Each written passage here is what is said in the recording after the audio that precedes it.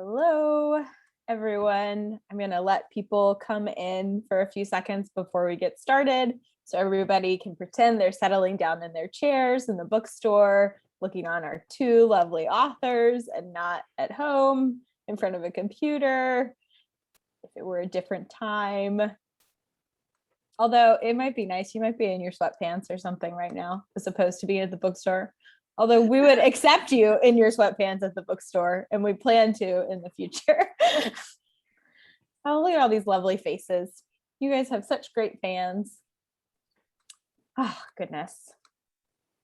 Okay, I will go ahead and get started. And obviously, if you have any questions, you can reach out, but I think it'll be fine. If you're here, then you know why you're here.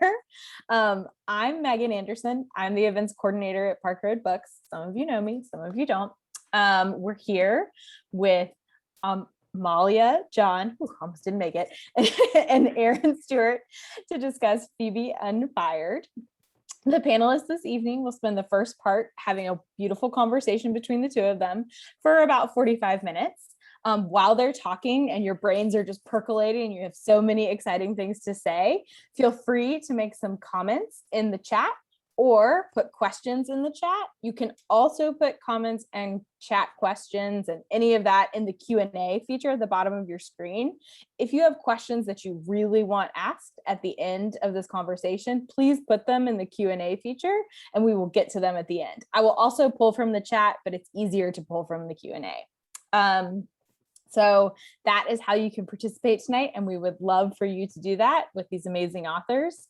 A note on the books, we have Phoebe Unfired signed and ready to ship out all over the country at Park Road Books, and we have plenty that we would love to get to you. Like I said, we ship, you can come pick them up. We pretty much can get them anywhere, and we would love to get one in your hands. And I'm sure if we had some personalizations, Amalie would be happy to come do them as well.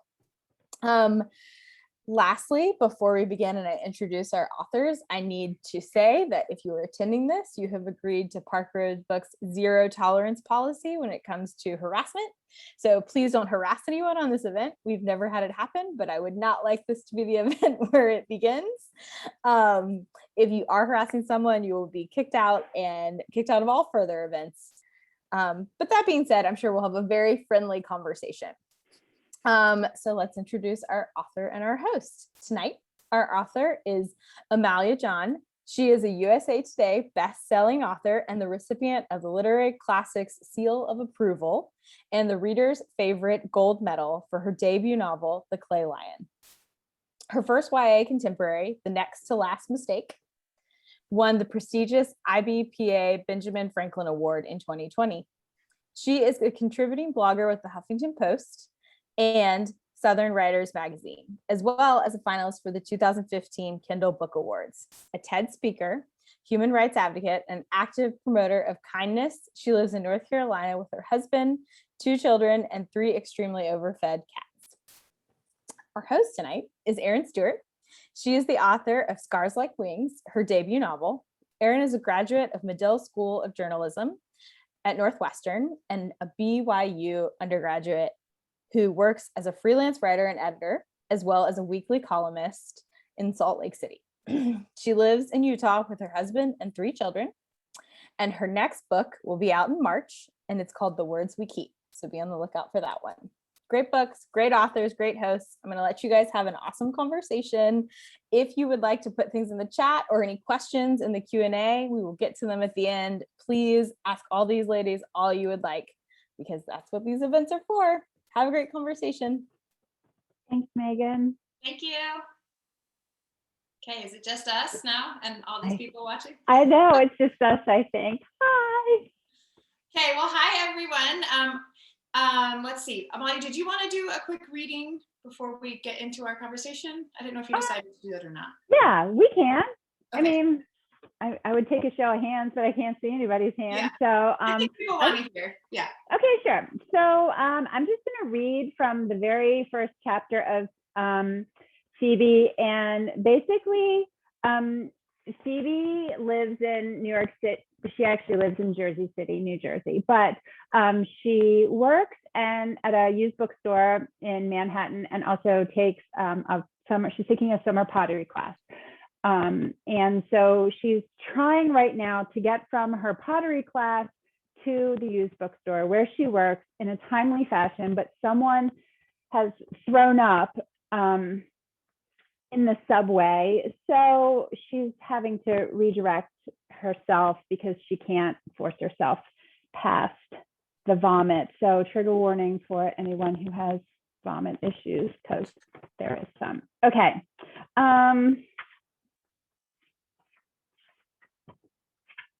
I'll go quick. Approaching the subway entrance, I work to steady my breathing. Oxygen in, 1, 2. Carbon dioxide out, 1, 2. My heartbeat quickens, taking the first tentative step down the stairs, and I resist the urge to grab the handrail for support, focusing instead on the mosaic tile of the wall ahead. Anything to distract myself from an impending panic attack as I make my way underground. The wad of gum on the stair tread and the rotten stench of greasy food wrappers in a nearby trash can beg for my attention, but the germs don't need me to acknowledge them into existence. They live on every surface and coalesce in every enclosed space with or without my approval, which is why there is literally no place worse for me than the subway, except maybe a hospital or a porta pot, but I digress. Subways are gross. Still, I can't dawdle at the base of the stairs. There's no time to wax nostalgic over my old N95 mask or prepare my lungs for a deep enough breath to make it past the turnstiles, not when I have less than half an hour to make it all the way to Midtown. As I edge along the corridor, I silently chastise myself for not leaving pottery class sooner. There might have been a few minutes for proper germ preparation if I hadn't wasted the last 20 minutes of studio time on a raw lump of clay. Now, in the interest of time, I forgo my typical sanitation rituals, choosing instead to take shallow, inconspicuous breaths while giving wide berth to anyone who looks remotely unwell or even in need of a nap. And of course, I keep my hands safely tucked into my pockets because when it comes to touching anything, the answer is always no. No, no, no.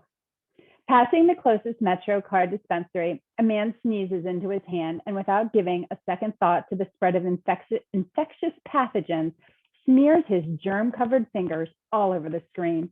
His complete disregard for proper sanitation is a good reminder of why I avoid touching other people, not to mention all handrails, doorknobs, turnstiles, and of course, vending machines.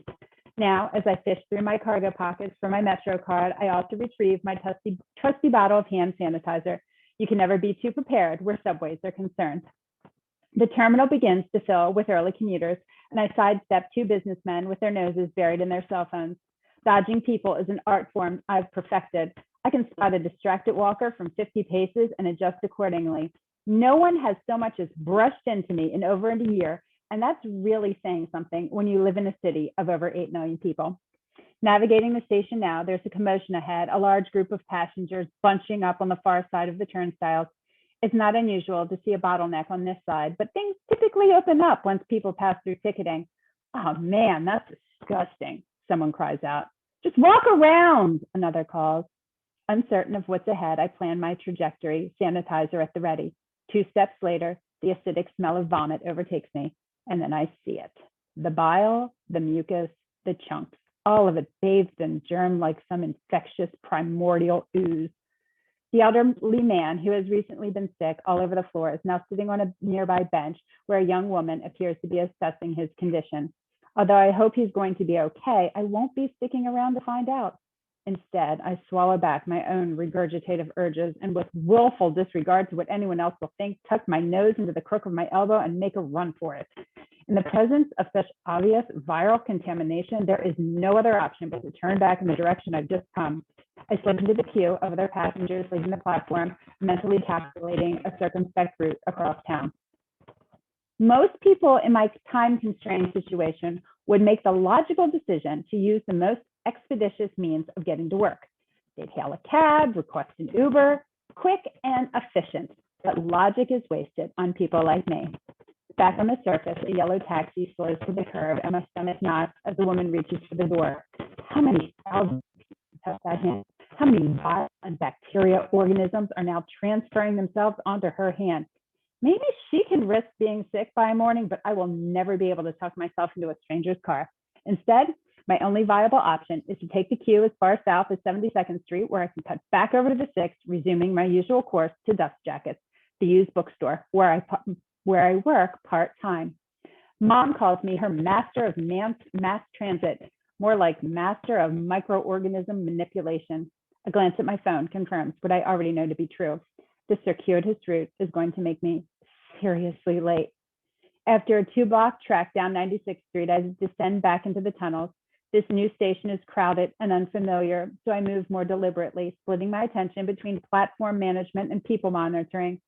There are reasons my life is scheduled to the minute, and much of it has to do with avoiding rush hour. Unfortunately, in the time it's taken me to race from one station to the other, the afternoon commute has gotten underway, and people are now bustling shoulder to shoulder. I silently curse the public puker, but then feel guilty about being angry as I sidestep a group of boisterous middle schoolers racing off the platform. It's not HIT's fault I can't handle myself around other people's bodily fluids.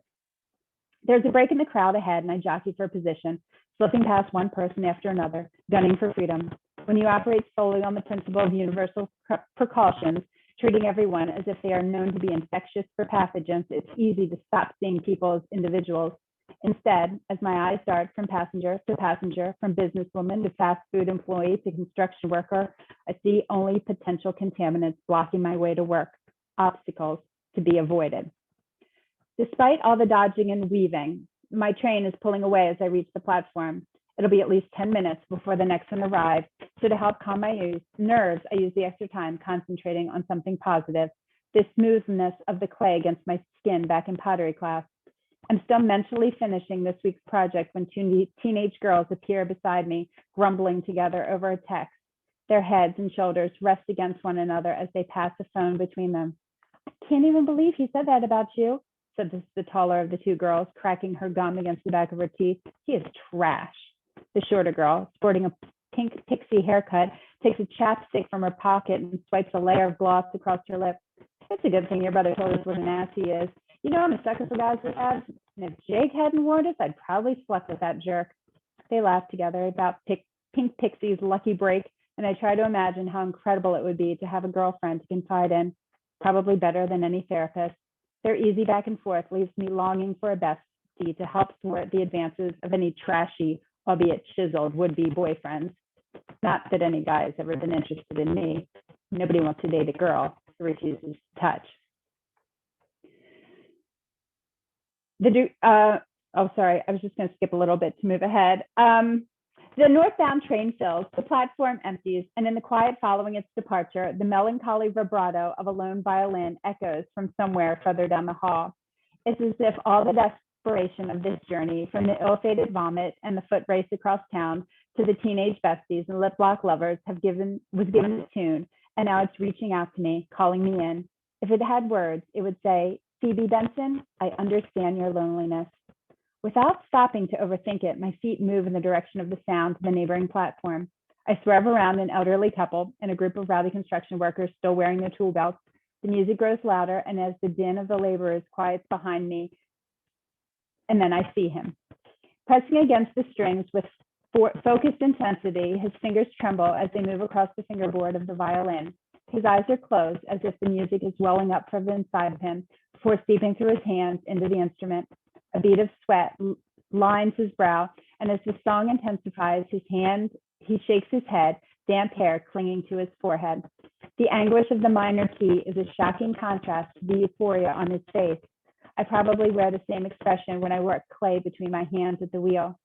The song reaches a fevered crescendo, and it's as if he's playing just for me. In the notes, I hear all the apprehension and disappointment associated with my solitary life, all the longing to be carefree instead of anxious all the time. As the piece comes to an end and the bow pulls across the strings, whispering the last poignant note across the station, the violinist bows his head, completely spent. And once the music has faded, I allow myself to look past the instrument to the man who, upon closer inspection, is most certainly still in high school.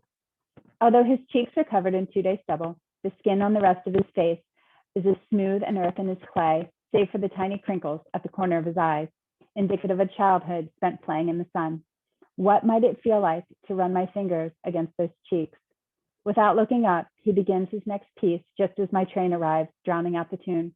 The doors hiss open, passengers emerge and hurry out of sight.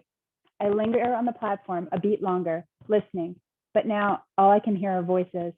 Without bothering to look back, I slip on board, strangely disappointed at the notion that I may never cross paths with the violinist again. Collapsing into a corner seat, the melody lingers in my head, a veritable soundtrack for my years of regret. Yay! Yay! Can't see everyone, so it's just me clapping, but I'm sure everyone else is too. So that's the first chapter, right? Ish, pretty much. Ish, yeah. I mean, I tried to cut it just a little bit. Yeah. Yeah. So that's the first chapter of Phoebe Unfired. And when Amalia asked me to be an early reader on Phoebe Unfired, I was so excited because she had kind of told me a little bit about what it was about. And I've always struggled with anxiety, and especially over COVID. In my family, we've had some mental health issues come up because of COVID. So I was really excited to see how she executed this idea of a post-COVID world and germophobic in post-COVID, the worst combination possible. And from that very first chapter, as I'm sure you guys can see, she nails it, and it's so real and it's so authentic. And I immediately knew that this is something that the author had dealt with in her life. I didn't know how, because we hadn't talked about it, and I didn't know exactly how, but that was my immediate question after I got done reading Phoebe Unfired was, how does she know so intimately what it's like to live with anxiety, how it informs every decision you make, and how it's a constant thing all day. So maybe that's where, sorry, there's my husband behind us. Maybe that's where we should start, is maybe tell me a little about your inspiration for this book and how you put a little bit of yourself into it in your own experience to create this very authentic look into anxiety. So there's more than a little bit of myself in this book. I mean, there's a little bit of all of me in all of my books, but this one is really a lot of me. So I was always sort of an anxious kid. I always sort of had like little inklings of anxiety, but nothing specifically about germs or germophobia. And then my daughter, I had a really, really hard pregnancy with her. She was born at 31 weeks, so 9 weeks early. And I had a hard pregnancy to begin with. It was just all a lot. And there was a lot of trauma with that I didn't realize was trauma at the time. And I remember vividly a doctor sitting me down and saying, before we got to finally leave the NICU after weeks and weeks, that if she got sick, it was RSV season, and if she got sick, she could die. She would die, and that I had to protect her and keep her safe. And that was it. Like, it just, I was an elementary school teacher for years and years before that. And I remember I would go an entire day and not wash my hands, like, ever, like not before eating, when I think about that now, but it wasn't something that was even on my radar that I needed to be anxious about. And so Phoebe, when I started writing this, it was because I wanted other people to understand what it's like to be me a little bit. People roll their eyes at me. My kids always are like, "Oh my God, Mom, we just washed our hands. Do we have to wash our hands again?" Yes, wash your hands again. Because it's the only way that I can relieve that anxiety of worrying that someone's going to get sick. So I wanted to sort of give a glimpse into what my existence is like, but also what you, person out there without anxiety, can do to make my life a little bit easier. So that was really why I wrote Phoebe. And I love that you mentioned that, because one of my favorite parts of the book is Phoebe makes some friends in the book, and one of them is a boy, of course, and his name is JP, and he may or may not be the guy playing the violin. Is it violin that he's playing in the subway station? Yeah. So she makes this group of friends, and she meets a boy, and she's longing for this connection. And the thing I love about the friends she makes is they don't tell her to relax. They don't tell her to get over it.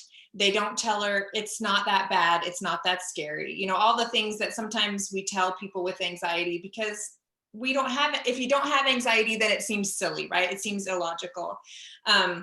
So I So love that. illogical. There's nothing logical about it. Yeah. And you even said that in your reading, you said logic. I can't remember what you said, but logic. Logic is lost on me. Yeah, lost on you. Yeah. I mean, so many times when we're on an airplane and my husband's like explaining to me the principle of lift for the 1000th time. And I'm like, it doesn't matter. It's still a tube magically floating in the air. Like, it doesn't matter. But I love that her friends don't say those things. They're very kind and they're very aware. And I loved them. I love that they don't try to fix her. They don't try to change her, but what they do try to do is make her comfortable. That's really what they want. And you just kind of talked about that. So as someone who deals with anxiety, I loved that. I guess my question that I'm getting to in a roundabout way is, what would you hope someone who loves someone with anxiety, what would you want them to walk away from this book with? An idea? What idea? I think that, you know, in life, it's a lot about making accommodations. I did a lot I taught special ed for a little while, took a lot of special ed classes, and a lot of that sort of verbiage that they use is all about making accommodations for someone. And I think that everyone in some capacity needs you to make an accommodation. Doesn't need it, but if you do, it's going to make their life a little bit easier. So if it's something simple that you can do that doesn't take anything away from your experience, but it really can enhance someone else's experience or way of life, then do it. I think one of the biggest problems, those of us that have mental health issues, is that we hide it. We don't say anything. We don't want people to know. And therefore we don't ask for help when we need it. We don't say to somebody, look, it's really, really stressing me out that you're doing X, Y, or Z. Do you think you could do this instead? If they knew, well, they would, oh yeah, of course, I can change that. That's an easy fix. And now you're not anxious anymore and the problem is solved. So I think it's communication both ways. Make sure if you are having some sort of anxiety about something, don't be afraid to speak up and say, hey, this is what you can do to accommodate me in this way. I would appreciate it if you could. And I think you'll find that most people are really willing, more than willing, to do those things. I have friends that I'm pretty sure some of them are here now, and like I haven't been able to eat indoors in, since a year and a half ago, and they meet me outside. It's freezing cold. We're outside. They bring mittens. They bring gloves. They accommodate me just so they can be with me. And that means a lot. Well, and that's priceless. But also, I mean, so one thing, it's hard when you have anxiety, speaking up makes you more anxious, right? Right. So I love that we get to see Phoebe battling with that. And I love that we get to see these friends who are willing to accommodate her, because I mean, we all accommodate each other, right? If you're gluten-free, or if you, whatever reason, if you don't have a babysitter that night, we always accommodate our friends. But with people with anxiety, it's often hard to speak up and ask for that consideration. And it's hard to see, if someone is coming towards you and they have some sort of physical disability, they're limping or something simple like that, you're gonna hold the door, you're gonna carry their bags for them. You can see it. But a lot of times with mental health, you can't see it. It's sort of invisible. And so people don't know to look for it, and we don't necessarily speak up about it. Yeah. Like we should. So for anyone who's here that hasn't read the book yet, maybe you haven't because it just came out today, but if you were lucky like me, you got to read an early copy. But the book is not about treatment. It's not the story of a girl who, figures out she has germophobia and gets treatment. We find out how to treat it. That's not what the book is about. The book is more about her learning to speak up for herself. And actually the treatment portion of it is, I mean, you get a hint of the treatment, but tell me a little about your decision not to have like the treatment or medicine or any of that kind of be a huge part of this story. I think for teenagers, especially, who, at the end of the day, the audience for this book are teenagers. And I think a lot of times teenagers don't have access to medications or the type of therapy that even adults can get for themselves. A teenager has to, even to get care, probably have to go to a parent and tell them, this is what I need. And sometimes those conversations can be really hard. So it was more about what sort of things you can do in your own space to be kind to yourself. It took me a really long time to stop hating myself for the way that I was and I am, and beating myself up about it, and just learn to, this is a part of me, and it just is a part of who I am, and it's okay, and there's nothing wrong with me. These are just the accommodations that I need in life to make things better. So I think I wanted teenagers to know that it's not always about, do this therapy, you'll be better. Take this medication, you'll be better. There's some advocating you can do for yourselves and things that you can do for yourself to make things better. Yeah, I love that. So I think you and I had talked, I started taking anxiety medicine a few years ago, actually after I got my first book deal, and my anxiety went through the roof. Even though I don't know anything about that. Yeah, actually, when I thought getting my first book deal, my anxieties would go away because I would have made it or whatever that means. But instead, it just got exponentially. The bar gets raised. And I finally got on some medicine, and I don't think medicine is the answer for everyone. I think it's individual. I think therapy and medicine together are a good combination. But what do you think about treatment options for people with anxiety? I'm all for all treatment options. I too am medicated, and it's helped me immensely, as has therapy, as has speaking up for myself and what I need, and telling, having a hard line, this is what I'm doing, this is how it's going to be. And I think that all of those things can come together. Again, I think for teenagers, they don't have necessarily access to, if you're in a middle-aged woman and go to the doctor and say, I'm anxious, they're going to say, here's a prescription. If you're a teenager, they're going to be a lot less willing to just start prescribing you things, right. And rightfully so, of course. And so you may need to choose some different paths or visit some different options before jumping right to that. And I think what was really important for me is the journey I was on. It has, I don't want to say culminated, because I'm always going to be on this journey in my life in medication, but also the things that I learned in therapy, the things that I learned from other people with the same sort of anxieties I have, are invaluable in helping me day to day be the best version of myself.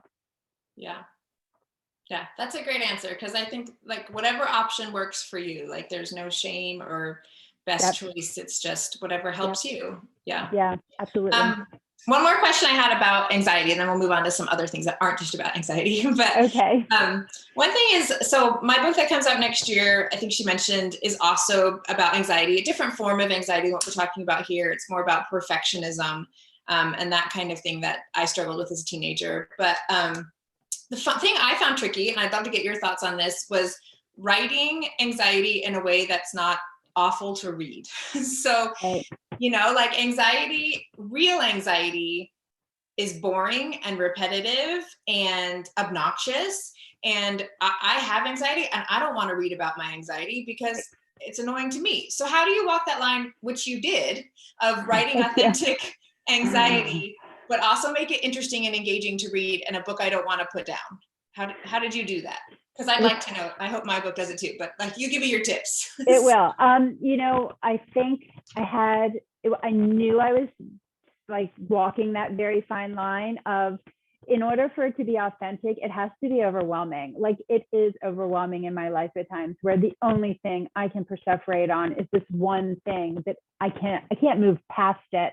And so making that real to someone reading, so they can understand how just encapsulating it can be to have anxiety, and be germophobic, or whatever your anxiety is.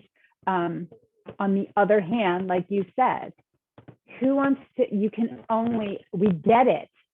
she's grossed out, like, right?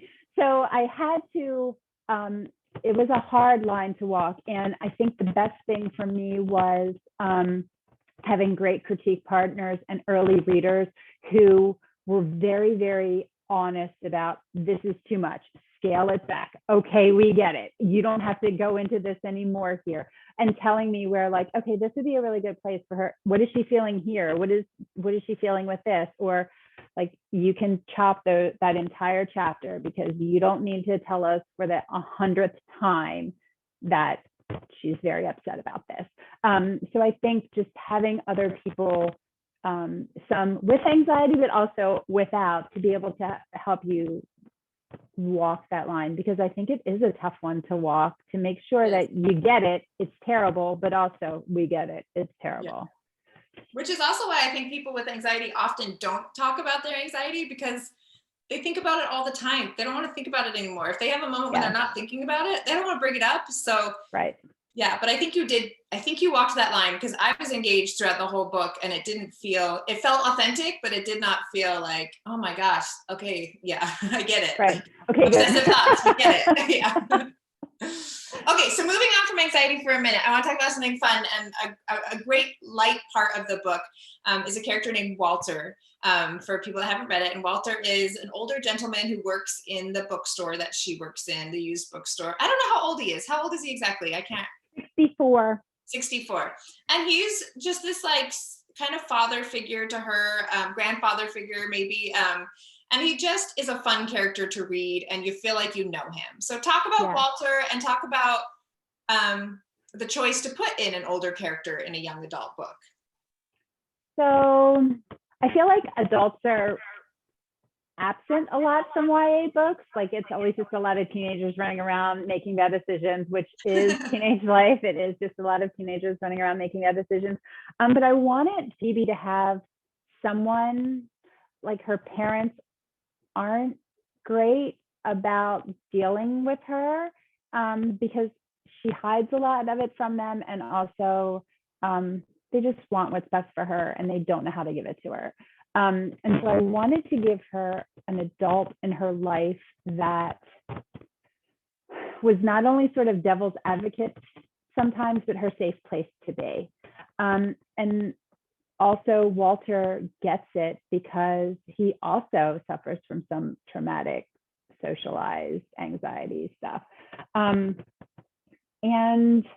I love the fact that they are in such two completely different places in their lives, and yet they understand each other on a really deep level because of that one little thing they have in common. And that's something that's sort of a theme through all of my books, that sometimes you can seem so different from another person, but then all it takes is just one little thing, and you're like, oh my gosh, this is a person that I really truly get and understand and want to be with. And so I think that's for Walter and Phoebe. And I love how they force each other to be better. They push each other just far enough to have some growth, not too far, and they're not too easy on each other, but they push each other to both grow. And that's what the whole book's about. Yeah. Well, and sometimes when you have anxiety, if someone without anxiety gives you advice, you don't want to hear it. But if someone who's going through it or has been through it tells you what worked for them, you're much more likely to let them in on your journey, I think. Yeah. My sister and I think she's on here, maybe if her babies went to bed. But she's my person. We both sort of have this stuff going on, and we're really good about being able to be like, oh my gosh, I'm losing it. Please talk me down. And we can be really, really firm and authoritative with one another and sympathetic. But when it's us, we'll say to each other, well, if it was me, I'd be freaking out, but it's you, it's going to be fine. So I think it's good to have that person where like, okay, I get it. I know you just need to be talked down. And that's good to have. And I also love, for me, Walter also represented this idea that you and I have talked about before, about this is not a uniquely teenage struggle. It can happen at any time of your life, and it can also be lifelong. For most of us with anxiety, this is nothing that's going to be cured, right? Right. This is, like you said, it's part of us, just like being nearsighted is part of us. That it's just part of who we are, and we learn to live with it, but it's not something that's going to just go away. Right. It's part of us. And I think Walter shows us that he's at a much different stage of his life, but he's still fighting the fight and, living with it. I think too, one of the big things for me, knowing that this is for teenagers, growing up, I guess I was under this delusion that when you are grown, when you're a grown up, like you suddenly just know everything. Like you have it figured out, and the grown-ups know what they're doing, and they're taking care of things, and everything's going to be fine. Just let the grown-ups handle it. And I kept waiting and waiting, like, okay, I'm a grown-up now. Like, when am I going to know how to figure this out? And like, surprise, the big secret is, like, everyone's winging it. Winging it. And I think the fact that Phoebe can see this old guy, Walter, is still just winging it. And I feel like there's some freedom in that as a young person, knowing, like, I mean, it's sort of scary because you got a bunch of adults who have no idea what they're doing running the place. No idea. But also it's sort of liberating in a way, knowing that, like, you don't have to have it all figured out, and you don't have to be perfect. Like, you can, there's no expiration on figuring it out. So, take your time, do what you need to do. And as long as it takes, you'll get there. Yeah. And nothing fuels anxiety like feeling you have to fix something right away. Oh my God. So knowing that you have your whole life to figure it out is kind of comforting. Yeah. Okay, let's talk about New York. So that first chapter you read, it gets you right into the setting, right? We're in the subway station, which I hate subway stations for lots of reasons. I think anyone with any anxiety probably hates subway stations. They're enclosed, there's lots of people, they're dirty. It's just the worst. So was that a conscious choice, or how did we end up in a New York subway station with your germophobic main character? Yeah, we absolutely did. So one of my very best friends in the whole world, I think she might be on here, I can't see the list, but Heather actually lived in Jersey City, and we went several times, my whole family, to New York City with her. So we had a lot of experience, in Manhattan and on the subway, and we did the whole thing. Just nothing but public transportation. We since have, like, flown in on our own, taken a train to a bus to a subway, like, all of it. And I remember that very first time she was saying to me, like, bring hand sanitizer because it is disgusting. And I thought, I don't think I'm going to be able to, like, I truly laid awake for nights thinking, how am I going to do this? Like, how am I going to be in this disgusting place? But I have to do it because my kids want it to go so badly. And I'm like, no, they are going to get their freaking authentic New York City experience. It kills me, and I'm going to be okay with it. And so they just knew, like, I was one of those subway people that, like, I don't touch it. I do not touch the rails. If I'm standing, I am just going to spread my legs as far apart as I can to balance myself and, like, hold on to other, like, I'd hold on to my kids. Like, I'm not going to touch the rail. So yeah, New York City was deliberate because it probably is the grossest, smelliest, most fabulous place. Yeah, I was going to say, there's probably people from New York. I love New York, but it also is, when you have that many people in one place, gross things happen. So yeah, it's gross there. Yeah, it's fine. It was a phenomenal author choice for your setting because it just gave you so many opportunities for her panic and and exposure. So right. Good choice.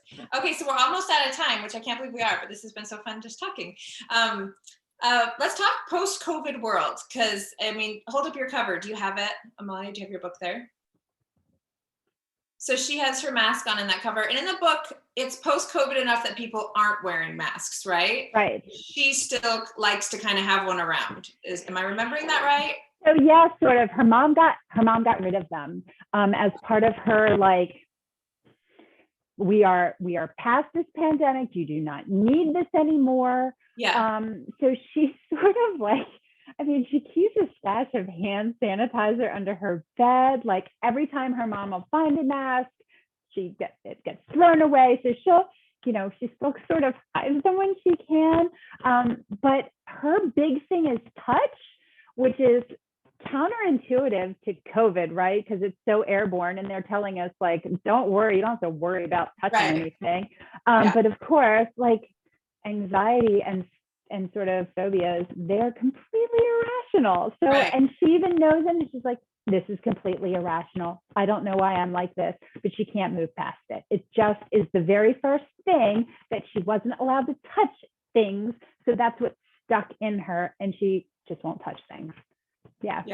Well, I think the timing on your book is phenomenal, because I mean, anxiety has always been an issue and it's become more and more, but I think post-COVID, I've seen with my kids, I have a daughter who like is really struggling to give up her mask. I'm high risk, so we were very strict. And now it's like, okay, now we can loosen up, and it's really hard to loosen up after a year and a half. Yeah. So like, where do you see your book in this post-COVID world? What role does it play with these kind of stories? I would love for teachers to use it as a way to, there's going to be those kids that just aren't going to get it, that are going to look at their friends that are still masking or still choosing to be like, yeah, no, I'm not coming. That's too many people. And there's going to be kids like that. I have one of my children since she's been vaccinated, I haven't seen her. Like, she is out in the world. She is so happy. And I'm still like, oh no, that's far too many people for me to want to be there. So I know there's going to be kids that are going to be that way. And so as we, not only kids, but everyone moving forward, to realize that people are going to come back to this in their own time, in their own space. And just because you're ready to go have a rager, with 5,000 of your closest friends, other people are not going to feel comfortable doing any more than maybe an outside dinner with a couple of your closest friends. And that we're all going to be in different places, and to give each other time and grace to meet them where they are. If you're ready for a big, huge indoor concert and your friend is, go for it. If your other friend isn't, maybe pick something else to do with them, and don't make them feel bad about not being ready to do it. And remember, if someone else is wearing a mask and you're like, oh, you're vaccinated, why do you even have to be out? You don't have to be doing that. Not everyone's potentially where you are in that same headspace. So just be kind and be gracious, and realize people are on different journeys. I actually think it's a great time right now to learn about these accommodations that we've been talking about for people with anxiety. Like, it's a great time where everyone's kind of learning how to deal with people and respect people and be kind. And I think it's a really great learning ground right now to deal with anxiety. It's a cool opportunity, I think, if we take it. I mean, some people are just going to be rude no matter what, but hopefully people will take it and realize that this is a really good kind of example of what it's like to live with anxiety, and we can learn how to help each other. I think people have seen, people have had a little glimpse. Friends have said to me like, oh my gosh, I sort of get it now. Like, even my mom was like, yeah, I'm really glad I learned how valuable hand sanitizer was from you before all of this started. I think people have gotten a little glimpse into what it's like for others of us, and they're like, oh yeah, I can see how this might be a thing. So I think that's been good for those of us who are like long haulers here, right? Like, this isn't a situational, this isn't situational anxiety for me. I have generalized anxiety. For other people, it may be situational. Once we move through this, your anxiety may decrease a lot, and you may come out of this and be just fine again. But I think it's taught a lot of people empathy, and I hope that it continues to do that, and we're able to hold on to that empathy for one another. Me too.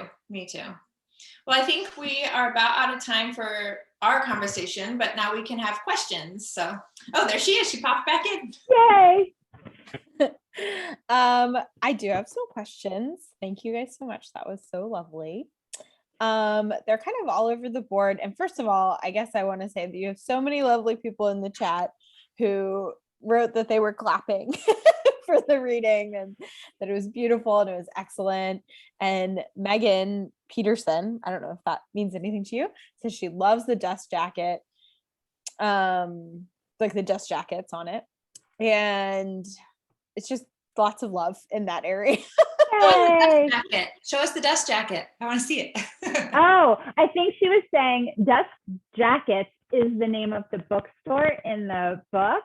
But also, do you want to see something? I thought you meant the dust jacket on the book. I thought she meant the dust jacket too. And then as I was reading it, I was like, oh, that's not right. Yeah. Oh, that's the name of the bookstore. That's the name of the bookstore. Oh, clever. So clever. But also, look at the inside of my book. Look on the little cover right there. Yeah. There's the little pottery for Phoebe. I thought that was so cute. I did point that out to 2 people today. Thank you. I appreciate that. I know you showed it to me and I was like, this is great. I know it's my favorite part. I don't have deckled edges, but I do have a little pottery thing on the front. Oh, we didn't even talk about the symbolism of the pottery. They'll have to read the book to get that, I guess. Actually, this is a great segue because there's a question of pottery. But Megan says, I also do love the actual dust jacket. Just to clarify. Okay. So Martha asked you, where did the pottery come from? Is this something from your life? Why choose that? That's a great question. I don't actually, I did pottery very briefly in 8th grade art class, and it was the favorite. I loved it. It was the most wonderful thing I've ever done. And I have not done it again since I was 13 years old. And I'm way older than that now. So I would love to do pottery. Maybe like somebody wants to get me a potter's wheel or something. But the whole thing about the pottery is that Phoebe stops touching people, things, but the clay is safe. For some reason, the clay is safe for her, and she's just sort of imagines that clay is whatever she wants to be touching at the time. Is it her brother's hand? Is it her mother?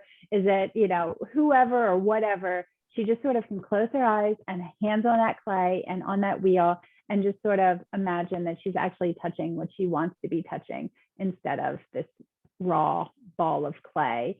And unfired, Phoebe Unfired. So there's fired clay and unfired clay. And of course, fired clay, after you've made your piece and it's beautiful, you put it in the fire and it gets hard. And then it's no longer malleable and it's fragile and it breaks. But unfired clay is soft and you can change it and it can be something today, and then you can mash it all up and it can be something completely different tomorrow. So Phoebe too is unfired because she's still changing and growing, and she's not in her final form yet. Oh, we're about to have company. Awkward. Oh man, that was great. I knew that the unfired had to do with the pottery, like from my small experience with pottery, much like you said, but I love the connection. I think that's a beautiful way to say it. Yeah.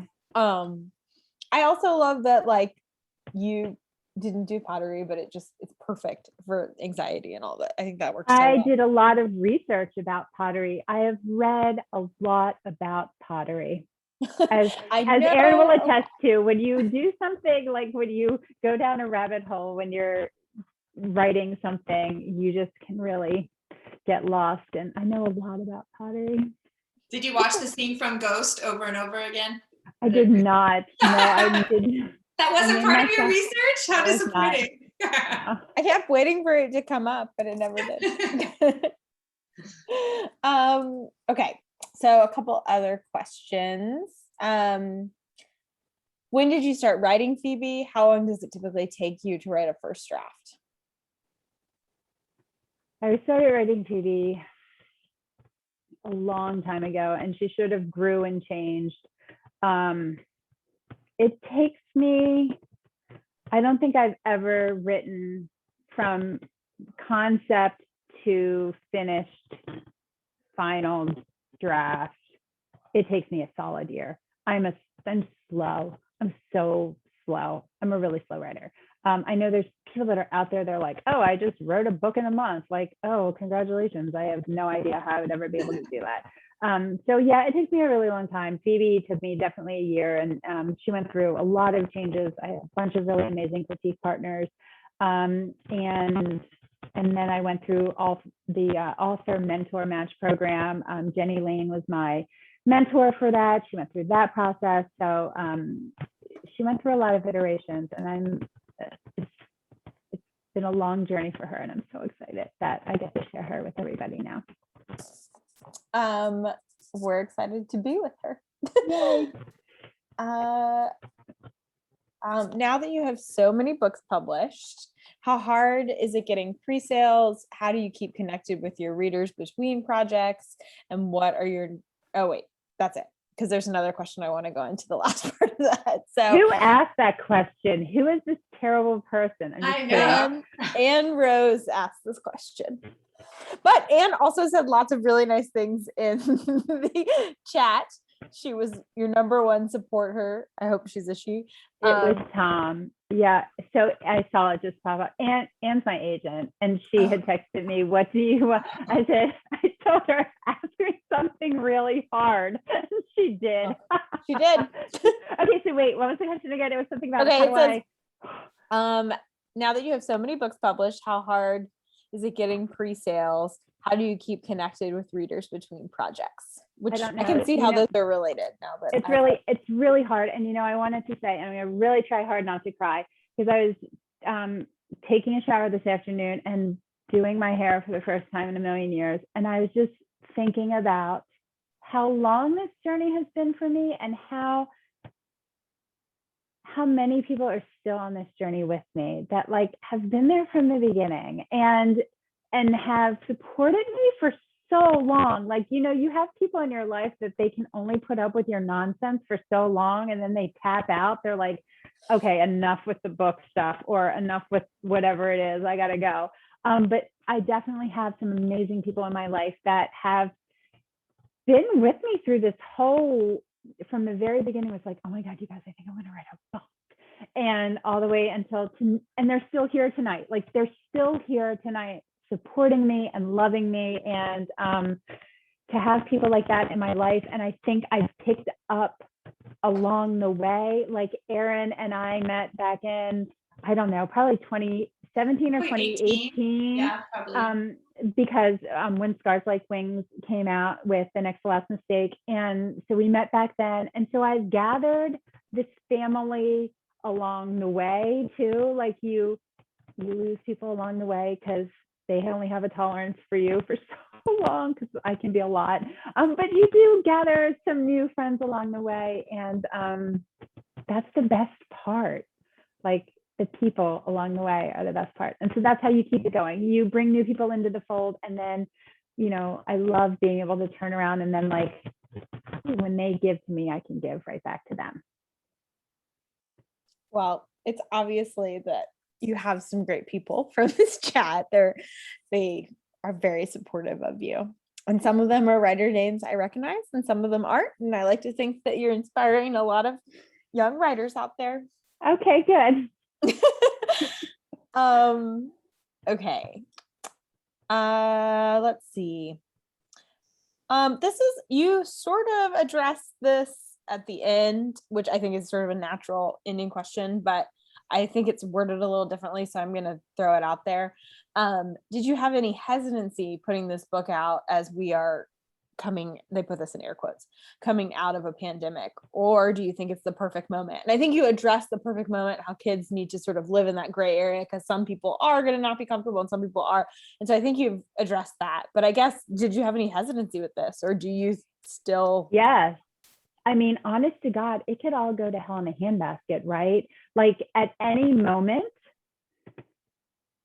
it could all implode in on itself, and we could be right back to square one, and suddenly vaccines don't work anymore. And now I just wrote some fantasy thing, right? It's no longer YA contemporary. I've now written YA fantasy. I was just watching over the last couple of days, refilling my well, Sweet Tooth on Netflix, which I don't know if you've watched it, but it's about a pandemic. And I guess in the pandemic, it's sort of the same thing. They're wearing masks, and they started shooting it before the pandemic. And of course, Oh, really? yeah. And so then they were like the same sort of thing, like, well, oh my gosh. And in this pandemic, it's worse. Like if you find out you have it, they kill you on the spot because it's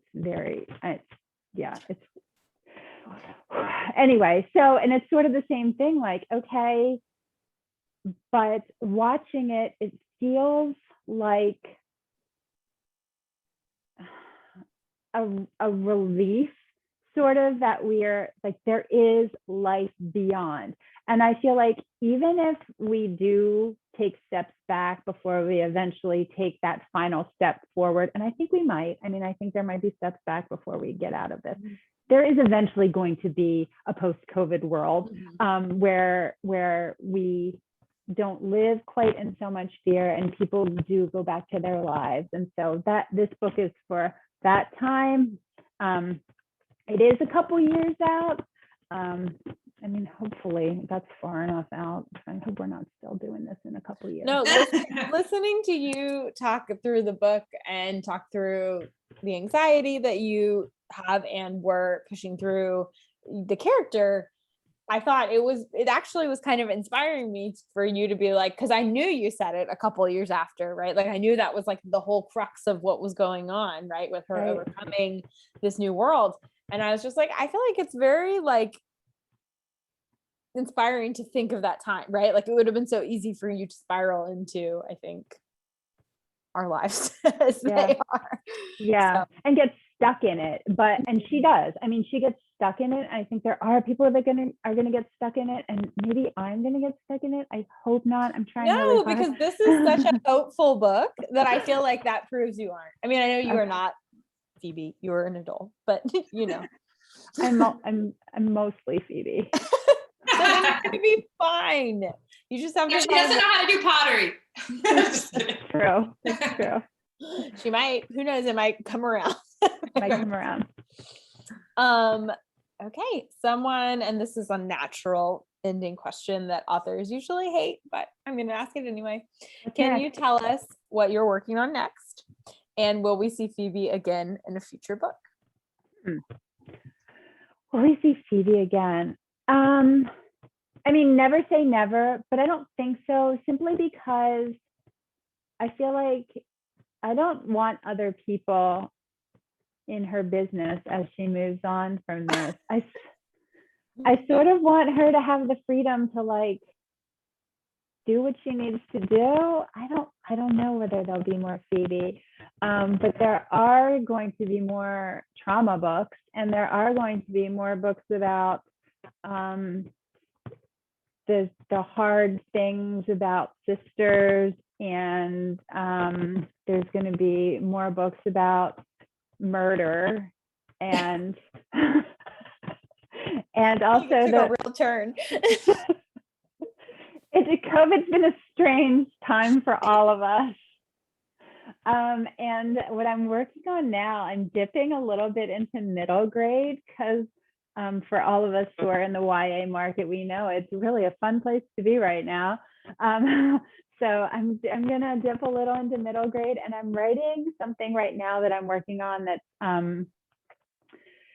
it's very loosely based on Sisterhood of the Traveling Pants, but instead of being 4 people that are together for the year and then go apart for the summer, these are 4 that are together during the summer at summer camp, and then they go apart for the year, and so they like communicate to each other, and you sort of trace their lives through that year before they get back together at summer camp on the back end of it.